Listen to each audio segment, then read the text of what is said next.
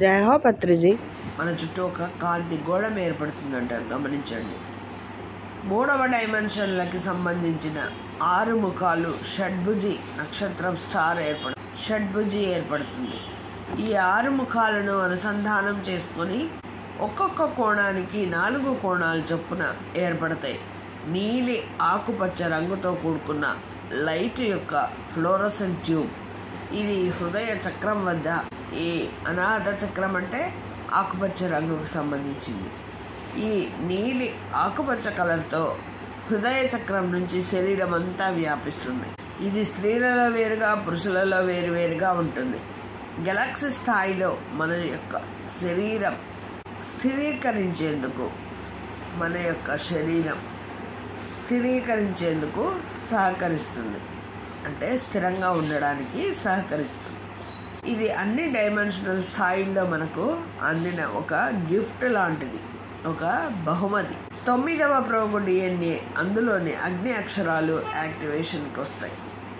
9వ strand DNA అనేది ether రికార్డ్స్ని తిరిగి రాయడమే కాకుండా గెలాక్టిక్ లైట్ బాడీ యాక్టివేషన్ ద్వారా మన యొక్క శక్తి శరీరం మనం ఉన్న గెలాక్సీ స్థాయి ఎదిగేట్లుగా చేస్తుంది.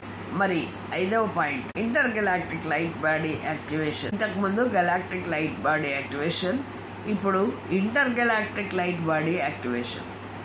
మన 5వ దేహమైన ఆనందమయ కోశం ఇంటర్ గెలాక్టిక్ లైట్ బాడీగా మారుతుంది. ఇక్కడ 10వ పోగు, ఒక్కొక్క పాయింట్లో ఒక్కొక్క పోగు చూసారా, 6, 7, 8, 9, ఇది 10వ పోగు. ఈ 10వ పోగు యాక్టివేషన్లోకి తీసుకురాబడుతుంది. 29 నుండి 35 చక్రాలు యాక్టివేషన్లోకి తీసుకురాబడతాయి. ఇవన్నీ కూడా మన శరీరాలలో వచ్చే మార్పు.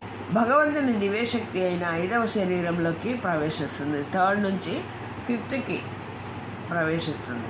మనకు 7వ డైమెన్షన్ పోర్టల్తో కనెక్షన్ దొరుకుతుంది. 5 సమబాహు త్రిభుజాలు ఏర్పడతాయి. 20 ముఖాలు కలిగిన గోళం మన చుట్టూ ఏర్పడుతుంది.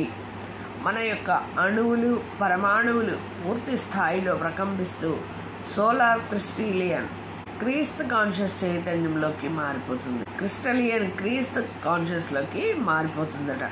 మన యొక్క శక్తి శరీరం అన్ని గెలాక్సీల స్థాయికి ఎదిగేలా చేస్తుంది. ఇక్కడ ఉన్న 12 అక్షరాలు యాక్టివేషన్లోకి రాబడతాయి. అంటే చూడండి, 29 నుండి 35 చక్రాలు, మనకి ఎన్నో చక్రాలు ఉన్నాయి కదా, అవన్నీ కూడా యాక్టివేషన్లోకి రాబడతాయి.